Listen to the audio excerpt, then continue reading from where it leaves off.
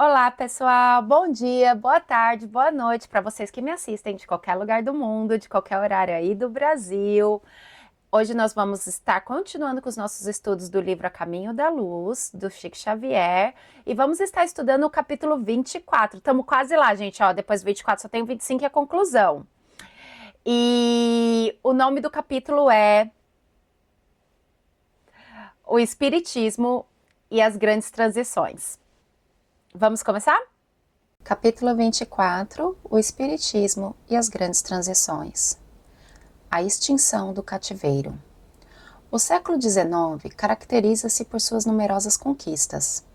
A par dos grandes fenômenos de evolução científica e industrial que os abalaram, observam-se igualmente acontecimentos políticos de suma importância, renovando as concepções sociais de todos os povos da raça branca. Um desses grandes acontecimentos é a extinção do cativeiro. Cumprindo as determinações do Divino Mestre, seus mensageiros do plano invisível laboram junto aos gabinetes administrativos de modo a facilitar a vitória da liberdade. As decisões do Congresso de Viena, reprovando o tráfico de homens livres, encontraram funda repercussão em todos os países. Em 1834, o parlamento inglês resolve abolir a escravidão em todas as colônias da Grã-Bretanha. Em 1850, o Brasil suprime o tráfico africano. Na revolta de 1848, a França delibera a extinção do cativeiro em seus territórios. Em 1861, Alexandre II da Rússia declarava livres todos os camponeses que trabalhavam sob o regime da escravidão. E de 1861 a 1865, uma guerra nefanda devasta o solo hospitaleiro dos Estados Americanos do Norte, na luta de secessão, que termina com a vitória da liberdade e das ideias progressistas da grande nação da América. Como sempre, pessoal, vamos começar esse capítulo aqui, o capítulo 24, com uma recapitulação histórica do que nós tivemos no capítulo passado. Capítulo passado, capítulo 22, nós falávamos do século XIX. O que a gente falou? Do século XIX nós tivemos a independência das Américas. Lembra que começou com a América do Norte, depois foi se espalhando, que o Brasil ele teve uma ajuda espiritual na sua independência, que Dom Pedro I declarou independência, mas nós continuamos com as nossas extensões territoriais. O Brasil é um país enorme, gente. Eu moro aqui na Nova Zelândia, a Nova Zelândia inteira tem o tamanho de São Paulo. Então, Brasil se eu não me engano, é o quinto maior país do mundo, porque era o quarto, só que como Estados Unidos anexou outros países, né? Foi o Alasca que ele anexou? Eu acho que foi o Alasca. E aí ele ficou maior que o Brasil. Então, falávamos das independências das Américas, falamos do Congresso de Viena.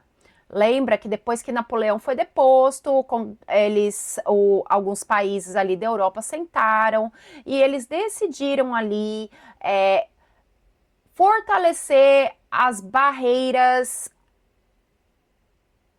territoriais de cada país. Os países que haviam sido conquistados pela França, eles retomaram com sua monarquia. Muitas das monarquias elas foram constitucionais, seguindo o modelo da Inglaterra. Outros países estavam indo para Os que não ficaram como monarquia, eles seguiram um processo mais republicano e democrático. Mas a maioria era monarquia, viu, gente? A maioria era monarquia constitucional. Inclusive, lembra da Itália? A Itália, que eles também tinham uma monarquia constitucional e o primeiro-ministro deles arranjou uma briga com o Papa, porque eles queriam anexar aqueles territórios pontifícios à Itália. E eles conseguiram. O Vaticano, gente, só foi, eu acho que no meio ou no final do século XX, não foi no começo do século XX só, que o Vaticano foi entregue à Igreja Romana. No mesmo Congresso de Viena, também foi discutido sobre a abolição da escravidão de homens livres. Sendo assim, depois disso, começou um efeito cascata em abolição da escravatura em todas as colônias, inclusive dentro da Europa. Porque dentro da Europa, a Rússia, ela ainda mantinha camponeses trabalhando em regime escravo. E a França, em 1848, aboliu a escravidão nas suas colônias. A Inglaterra foi a primeira, a Grã-Bretanha, né? Não a Inglaterra, a Grã-Bretanha foi a primeira a abolir a escravatura nas suas colônias em 1834. Mas até aí, gente, Estados Unidos já não era mais colônia da Grã-Bretanha. Então, a escravidão ainda continuou ali nos Estados Unidos, ali na região sul. E aí eles tiveram aquela grande guerra entre norte e sul para abolir a escravidão. E o Brasil aboliu sua escravidão em 1850. O socialismo. Grandes ideias florescem na mentalidade de então. Ressurgem aí as antigas doutrinas da igualdade absoluta. Aparece o socialismo, propondo reformas viscerais imediatas. Alguns idealistas tocam a utopia de Thomas More, ou a República Perfeita, idealizada por Platão. Fundam-se as alianças de anarquismo, as sociedades de caráter universal. Uma revolução sociológica de consequências imprevisíveis ameaça a estabilidade da própria civilização, condenando-a à destruição mais completa. O fim do século que passou é o cenário vastíssimo dessas lutas inglórias. Todas as ciências sociais são chamadas aos grandes debates, levados a efeito entre o capitalismo e o trabalho, onde se encontram, porém, as forças morais capazes de realizar o grande milagre da elucidação de todos os espíritos. A Igreja Romana, que nutria a civilização ocidental desde o seu berço, era, por força das circunstâncias, a entidade indicada para resolver o grande problema. Todavia, após as afirmativas do Sílabo e depois do famoso discurso do bispo Strossmayer em 1870 no Vaticano, quando Pio IX decretava a infalibilidade pontifícia, semelhante equação era muito difícil por parte da Igreja. Entretanto, Leão XIII vem ao campo da luta com a encíclica Rerum Novarum, tentando conciliar o braço e o capital, apontando a cada qual os seus mais sagrados deveres. Se o efeito desse documento teve considerável importância para as classes mais cultas do Velho e do Novo Mundo, tanto não se deu com as classes mais desfavorecidas, fartas de palavras. Vamos começar esse tópico sobre o socialismo esclarecendo alguns conceitos. O primeiro é a anarquia. A anarquia é um conceito político onde não há governo, onde o Estado, a sociedade, ela não tem um Estado. Ela é baseada na autogestão e na liberdade individual, onde as relações sociais são construídas através da cooperação e da igualdade. O capitalismo. Gente, capitalismo é o que a gente vive aqui no Brasil, que a gente vive na maioria dos países. Ele é um sistema econômico e social baseado na propriedade privada nos meios de produção, na busca por lucro e na acumulação de capital, na acumulação de renda.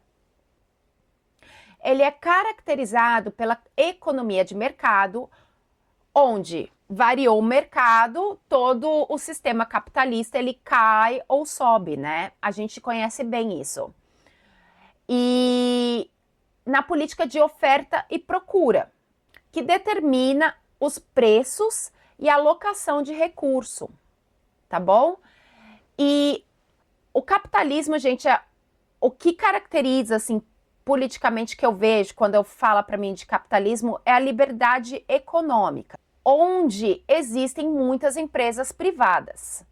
Nós no Brasil, por exemplo, nós somos uma sociedade capitalista, mas no nosso governo nós temos partidos de esquerda e partidos de direita. Geralmente, os partidos de esquerda, eles tendem para um lado mais social. O que seria um lado social? Eles são socialistas? Não, não são socialistas, porque o socialismo no seu...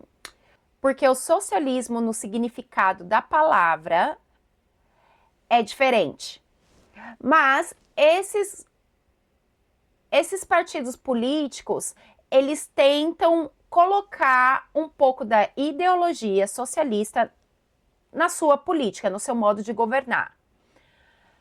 Então, é capitalismo, mas tem um lado social. O que significa tem um lado social? Por exemplo, você tem um sistema de saúde para o povo, onde é um sistema de saúde que é pago pelo imposto e organizado pelo governo, o SUS.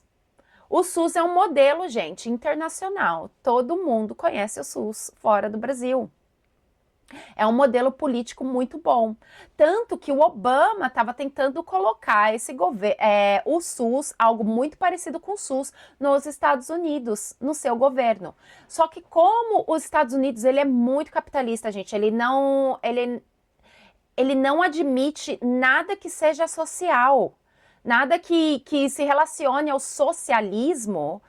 Ele não admite, os Estados Unidos ele não admite, deixando o seu povo à mercê do capital privado. Por exemplo, eles têm muito problema com insurance. Insurance é seguro de saúde.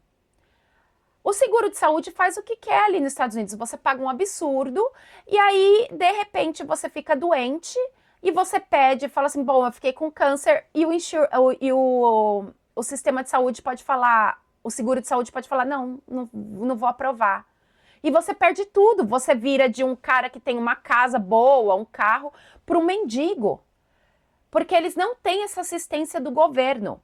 Coisas que no Brasil a gente tem, na França é muito forte, na Inglaterra também é forte, no Canadá também. Entendeu? Então, o capitalismo, gente, nenhum sistema político ele é perfeito, mas ele é aperfeiçoável. E apesar de nós vivemos um capitalismo, porque é isso que cabe na nossa evolução, no meu entendimento, tá? Nós podemos transicionar por um governo mais social, onde nós podemos cuidar daquelas pessoas que estão tendo dificuldade na sua caminhada. Mas não dá tudo, nós também não estamos preparados evolutivamente para um socialismo, tá bom? Agora vamos aqui o que é o socialismo, tá?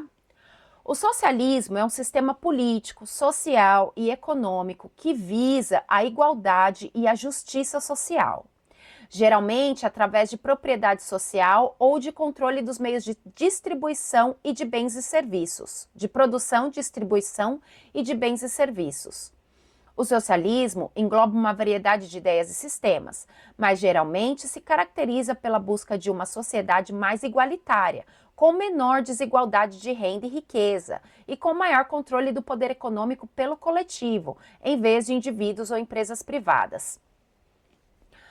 A grande diferença, assim, no meu ponto de vista, entre o capitalismo e o socialismo é que o capitalismo nós temos muitas empresas privadas, no socialismo as empresas elas são mais estatais, elas pertencem ao Estado, que nem a Petrobras quando era do governo. Eu não sei se ainda é do governo, mas a Petrobras era uma grande empresa estatal. Porque essas empresas do Estado, o dinheiro, o lucro pode ser usado no benefício da população, por exemplo, com a saúde. Gente, não dá certo quando o governo é corrupto. Quando o governo é corrupto, nada dá certo. Mas a ideia era, o lucro que você tem com essas empresas estatais, você poderia usar em uma escola, você poderia usar num hospital, no sistema de saúde, e assim distribuir melhor a riqueza, não deixando a diferença social tão grande da maneira que é no Brasil. Não só no Brasil, né, gente? No mundo inteiro.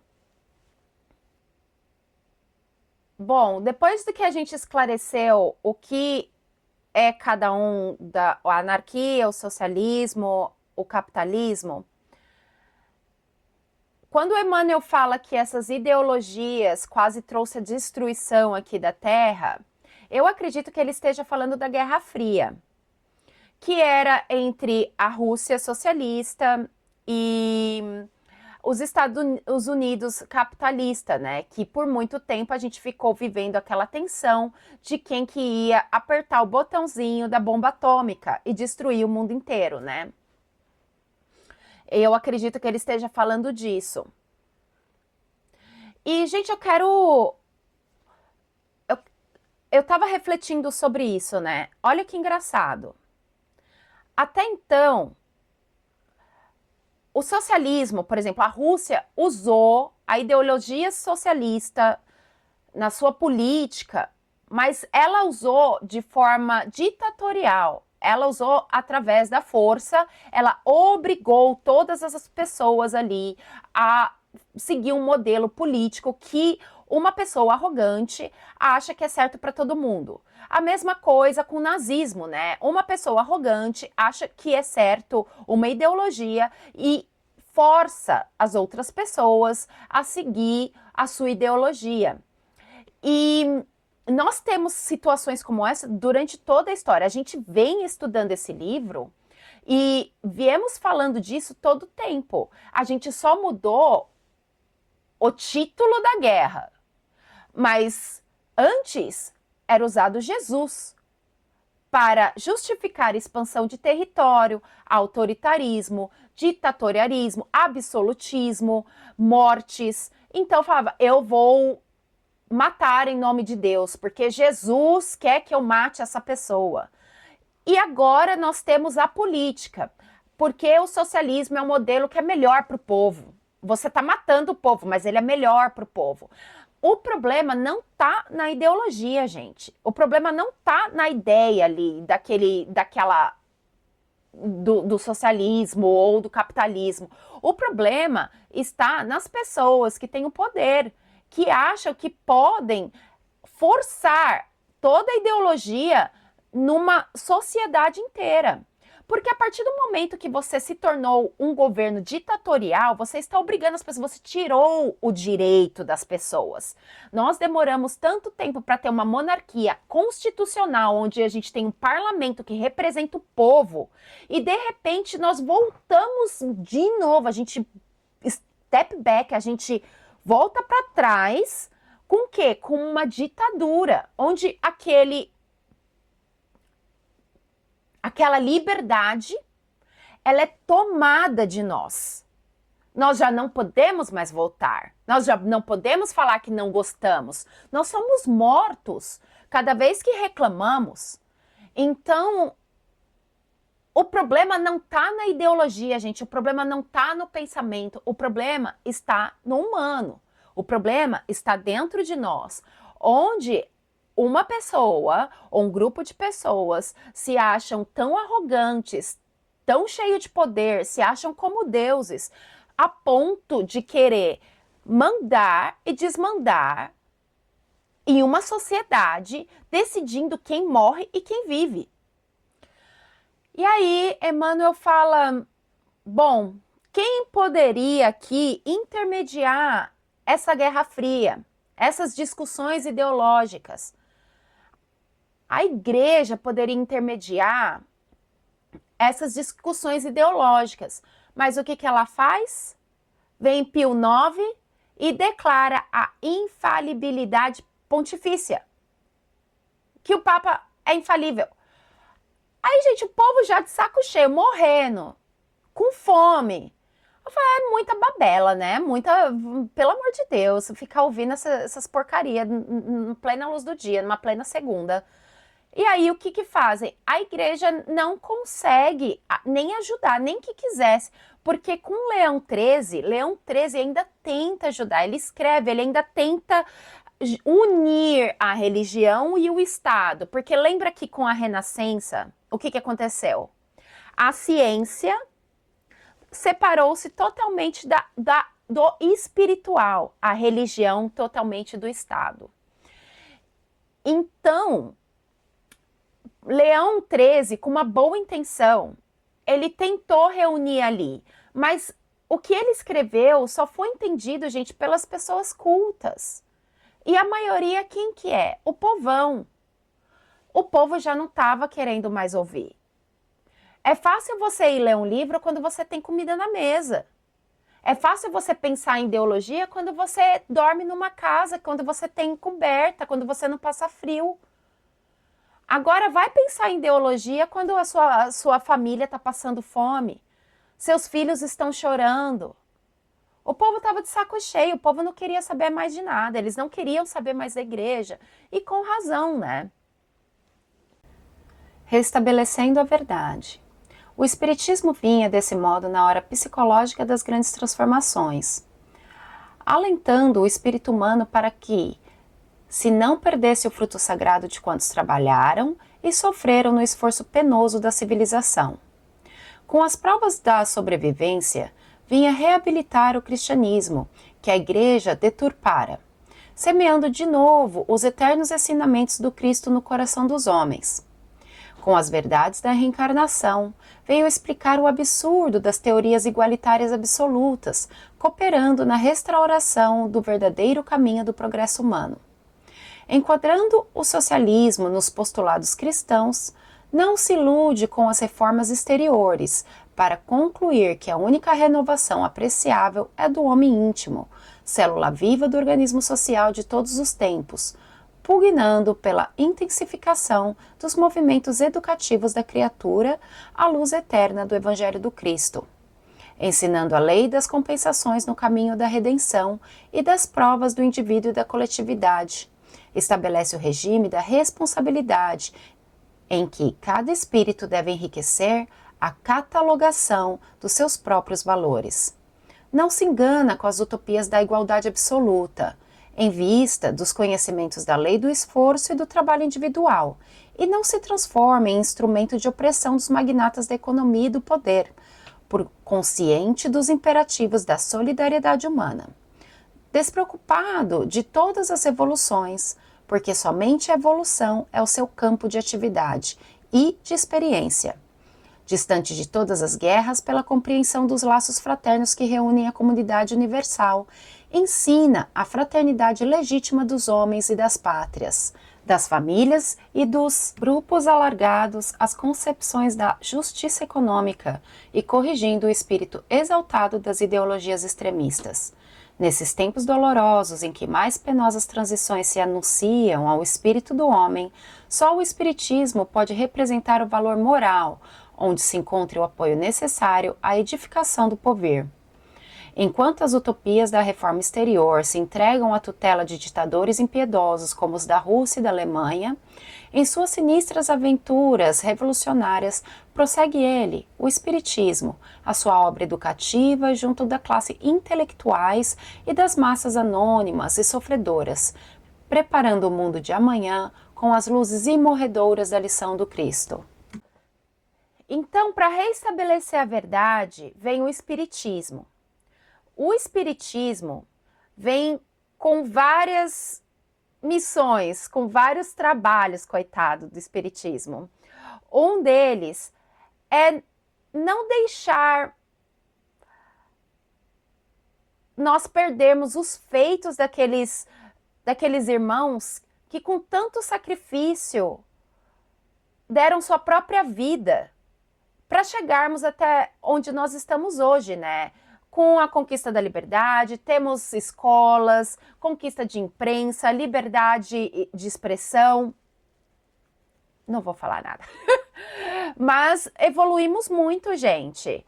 E para você ver, na história mesmo, a gente até comentou, tínhamos Cristo lá para a religião para justificar todo aquele tipo de morte, todo tipo de ditadura, tudo que era sanguinolento. E agora nós temos as ideologias. É muito fácil a gente voltar a ser o que a gente era.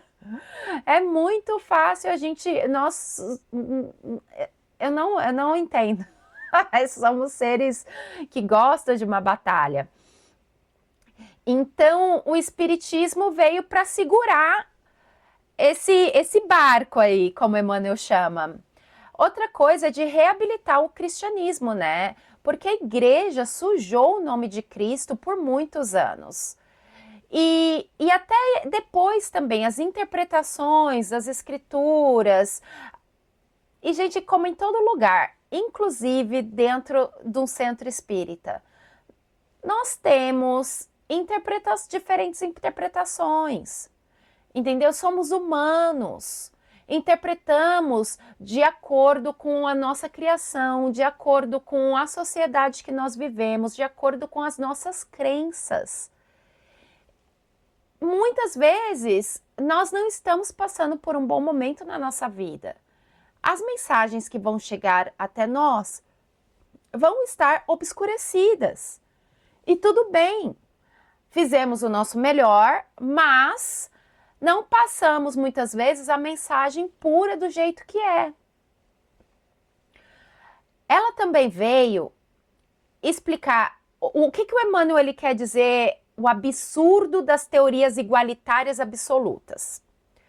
Ele está falando do socialismo, do comunismo. Por que ele chama de absurdo da teoria igualitária? Porque nós conhecemos a reencarnação. Nós não conseguiríamos ter uma sociedade totalmente social, onde todas as pessoas recebessem as mesmas coisas. Porque, gente, nós ainda estamos em período de prova e expiação. Nós temos dívidas diferentes individualmente e coletivamente para pagar. Não podemos esquecer as suas dívidas. Eu não posso pegar uma sociedade agora e falar, não, vamos ser socialista. Primeiro que muitas pessoas não vão entender, as pessoas que têm mais não vão querer doar. Isso é uma coisa, gente, que a gente vai adquirir com evolução.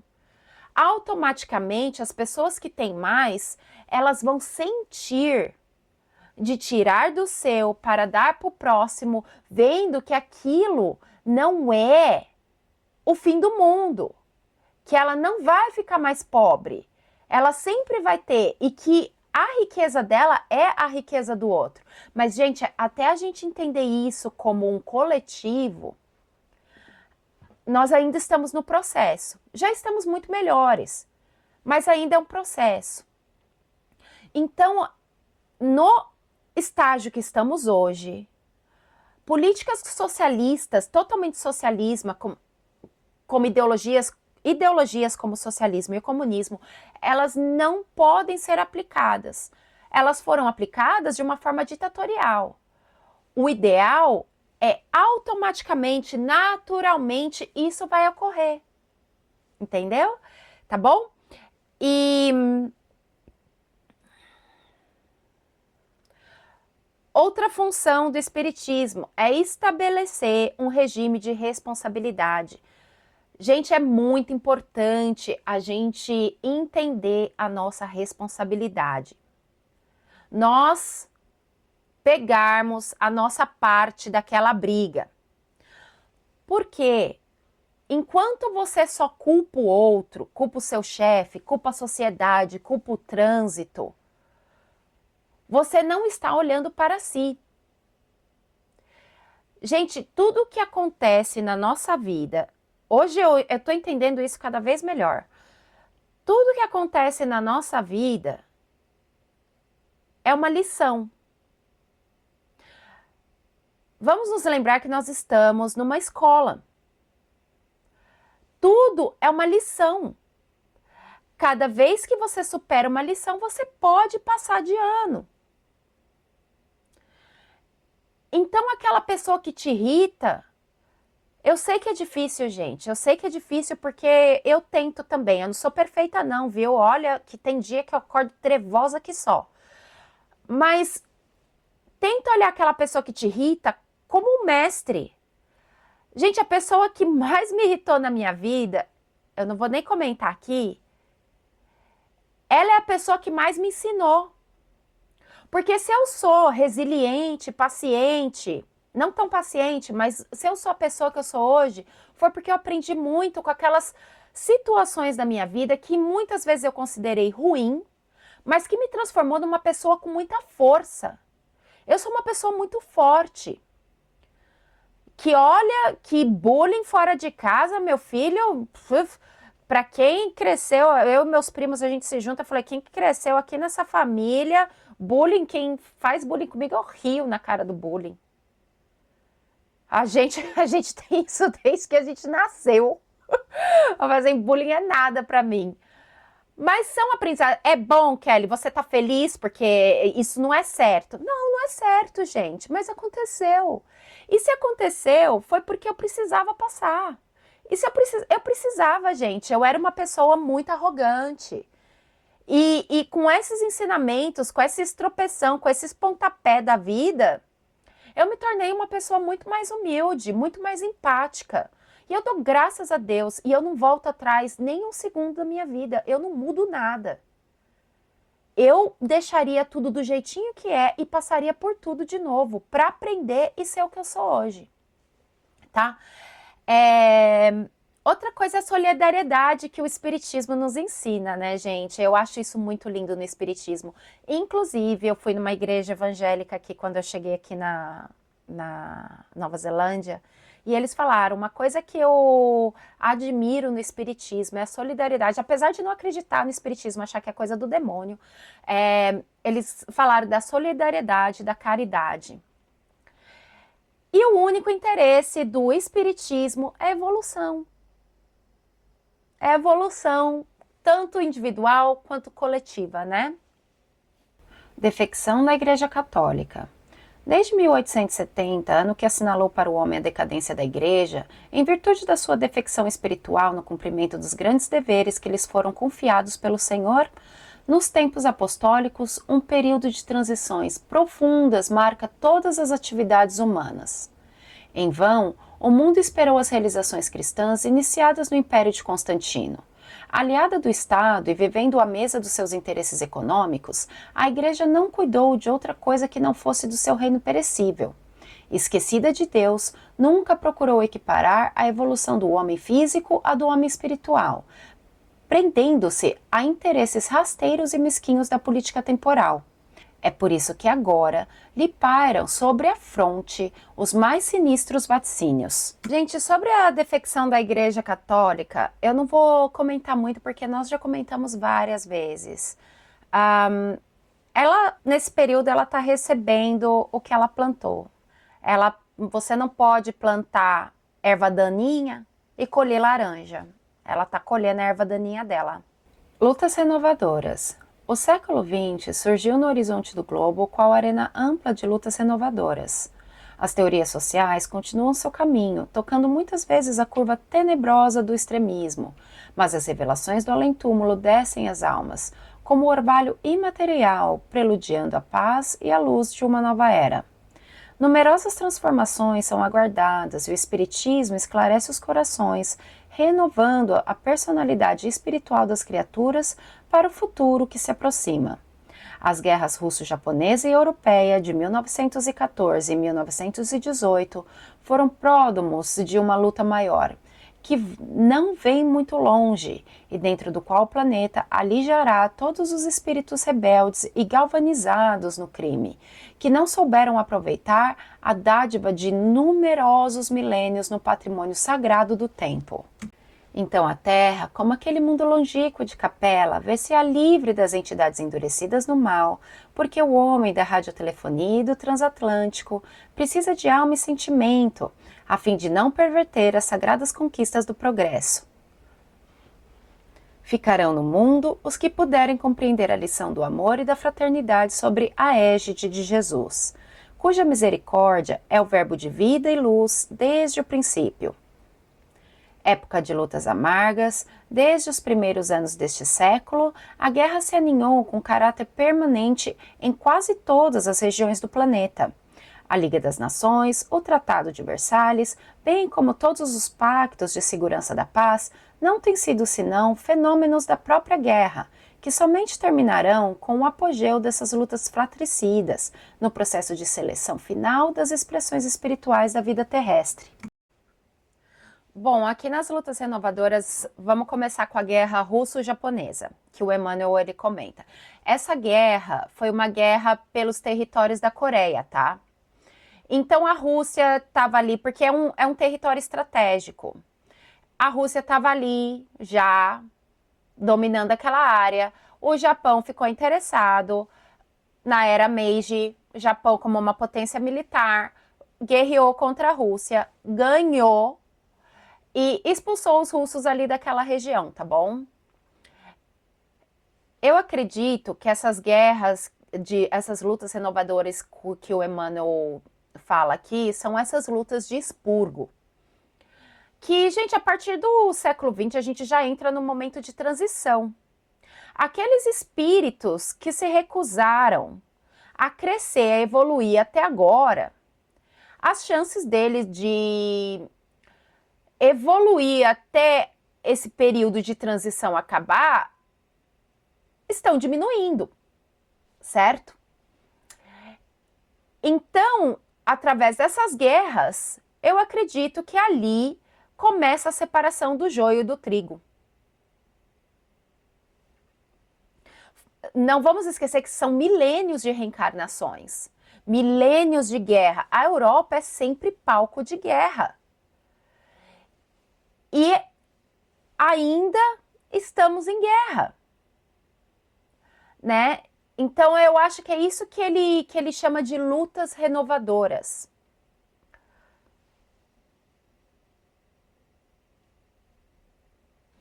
E quando ele fala das numerosas transformações são aguardadas, eu acho que essas transformações que ele menciona estão relacionadas ao momento de transição da Terra. E é claro que com o momento de transição, o joio e o trigo é separado. E os espíritos que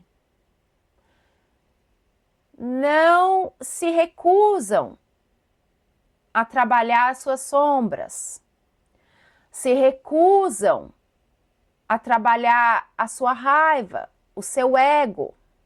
O que acontece com esses espíritos, gente? Eles vão ser como os irmãos de capela. Eles vão para outro planeta.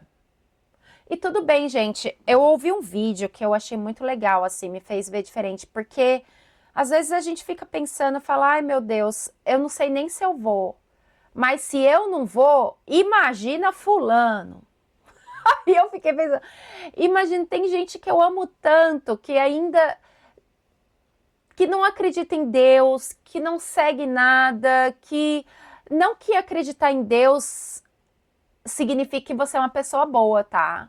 Mas você vê ali que aquela pessoa ela tá estagnada ali e ela não consegue ver, que o problema, que ela vai conseguir clareza quando ela começar a trabalhar ela. E aí eu fico, mas eu amo tanto essas pessoas, como que eu não quero ir? E tipo, não é que eu não quero ir, eu quero ir. Eu vou transicionar e eles. Aí eu assisti esse vídeo que fala assim, gente, respeite o momento de cada espírito. Do mesmo jeito que você precisou do seu momento de evolução, porque no fim eu não sei se eu sou um ser de capela. Eu não sei se eu sou um ser de um outro planeta que também acabou ficando aqui. Entendeu? A gente não sabe. Mas foi a minha escolha. Foi o que eu consegui até aquele momento de transição daquele outro planeta. E com a Terra transicionando agora, o que eu sou é o que eu consegui ser. É o que o meu espírito permitiu. É muito difícil mudar.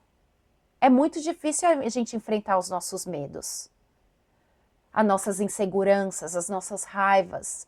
Não nos deixarmos levar pela nossa emoção. E às vezes nós não estamos prontos. E tudo bem. Mas nós nunca fomos desamparados. E é isso que me deixa feliz. E lendo esse livro me deixou mais feliz ainda, porque vendo que Cristo e a espiritualidade está sempre ali. Olha quantas barbaridades, gente. Já tinha dado um peteleco assim na cabeça e falava, vá, meu filho. Vixe Maria. Mas não, eles estão ali, vindo, sofrendo, vindo com a gente. No meio da gente, sabe? Então,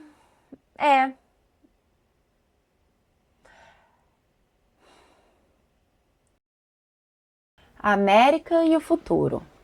Embora compelida a participar das lutas próximas pelo determinismo das circunstâncias de sua vida política, a América está destinada a receber o cetro da civilização e da cultura na orientação dos povos por vindouros. Em torno dos seus celeiros econômicos, reunir-se-ão as experiências europeias, aproveitando o esforço penoso dos que tombaram na obra da civilização do Ocidente para a edificação do homem espiritual, que há de sobrepor-se ao homem físico do planeta, no pleno conhecimento dos grandes problemas do ser e do destino. Para esse desiderado grandioso, apresta-se o plano espiritual, no afã de elucidação dos nobres deveres continentais. O esforço sincero de cooperação no trabalho e de construção da paz não é aí uma utopia, como na Europa saturada de preconceitos multisseculares. Nos campos exuberantes do continente americano estão plantadas as sementes de luz da árvore maravilhosa da civilização do futuro. Emmanuel elucida aqui que, embora a América tenha participado de guerras, ela tem como destino receber o cetro da civilização e da cultura com a missão de orientar os povos que virão. E para que isso aconteça, gente, o plano espiritual, eles trabalham arduamente aqui nas Américas, tá? Aqui não, aqui eu tô na Nova Zelândia, gente, é que eu sou brasileira. Orgulho! Aí eu falo, eles trabalham arduamente nas Américas,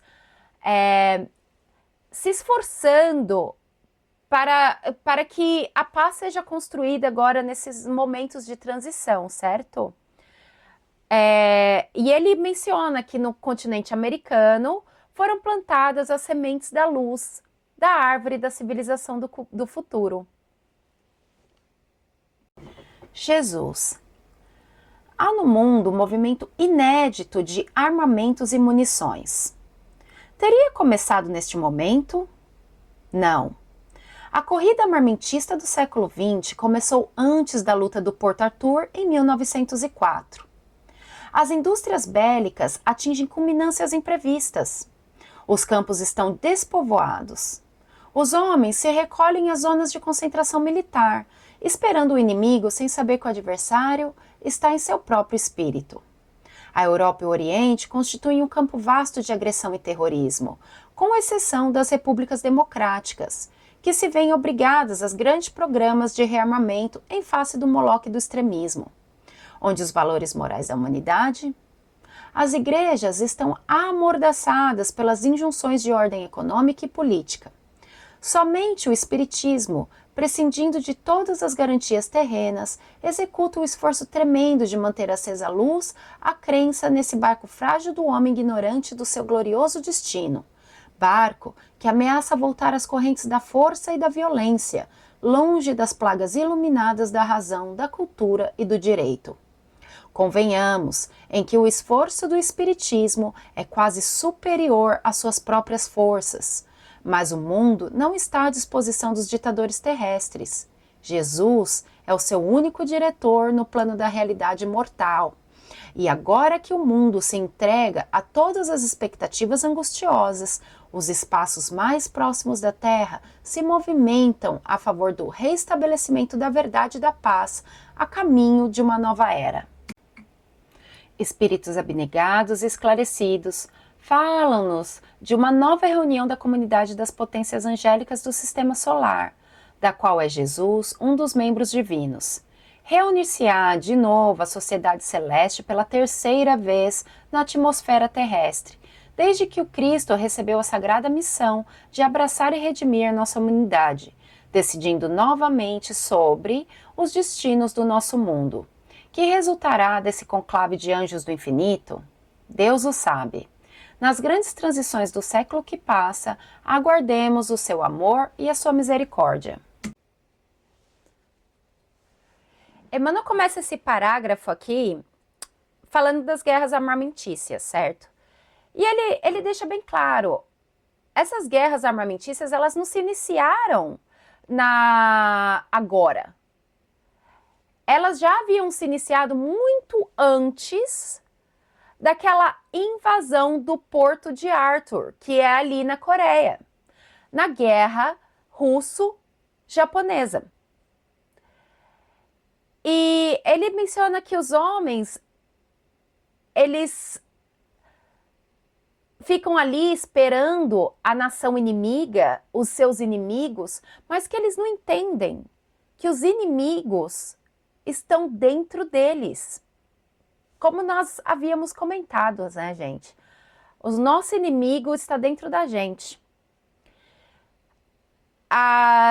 Ele também comenta que as igrejas são influenciadas ainda pela política, pela economia, e que o espiritismo aqui tenta com muito esforço mesmo, evitar que os barcos voltem às correntezas da violência e da força e se afaste novamente da luz cristã. E ele também comenta, lembra, gente, que no começo desse livro a gente falou que os seres angelicais, juntamente com Jesus Cristo, eles se juntaram até então 2 vezes aqui para uma reunião.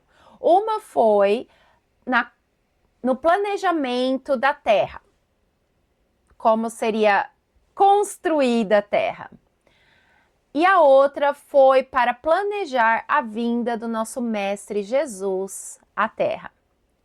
Mas Emmanuel deixa a fofoca aqui. Ele fala, ouvi falar que houve uma terceira reunião dos seres angelicais com Jesus para decidir os próximos passos da Terra. E ele deixa aqui a gente na curiosidade, o que será que foi decidido? Mas, gente, o que quer que tenha sido decidido, que seja. Porque Jesus cuidou da gente até agora e não vai ser agora que ele vai largar. Confiemos na sua força, confiemos na sua sabedoria. E, gente, faça como eu estou fazendo, faça como o livro, ou seja, a reencarnação do Segismundo fez. Tentem ser a melhor versão de vocês mesmos. Todos os dias, essa é a sua intenção. Acorda.